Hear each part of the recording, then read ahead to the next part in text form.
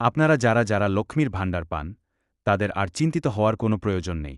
বারবার আপনাদের ব্যাংকে যাওয়ার দরকার নেই। আপনাদের নিজেদের মোবাইল দিয়েই আপনারা জানতে পারবেন আপনাদের টাকা ঢুকেছে কি ঢুকেনি। সর্বপ্রথম গুগল ক্রোমে চলে যাবেন। গুগল ক্রোমে চলে যাওয়ার পর এখানে সার্চ করবেন লক্ষ্মীর ভাণ্ডার। লক্ষ্মীর ভাণ্ডার সার্চ করার পর দেখবেন এখানে অনেক ওয়েবসাইট আসবে। সেই ওয়েবসাইটের নিচে দেখবেন যে লক্ষ্মীর ভাণ্ডার বলে লেখা আছে। এই লক্ষ্মীর ভাণ্ডারে আপনারা ক্লিক করে দেবেন। ক্লিক করে দেওয়ার পর দেখবেন একটা ওয়েবসাইট খুলবে। সেই ওখানে দেখবেন লেখা আছে track applicant status. Track applicant status. এই ট্র্যাক অ্যাপ্লিকেন্ট স্ট্যাটাসে আপনারা ক্লিক করবেন। ক্লিক করে দেওয়ার পর দেখবেন এখানে সার্চ ইউজিং বলে লেখা আছে ও ক্যাপচা কোড দেওয়া আছে।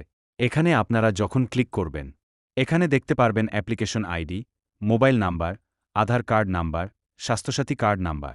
তো এখানে আপনারা যে মোবাইল নাম্বার লক্ষ্মীর ভাণ্ডারে দিয়েছিলেন, সেটা আপনারা ক্লিক করবেন। মোবাইল নাম্বারটা আপনারা দিয়ে দেবেন, নিচে ক্যাপচা কোড দিয়ে দেবেন। এইগুলো দিয়ে দেওয়ার পর আপনারা কি করবেন? সার্চ অপশনে ক্লিক করবেন।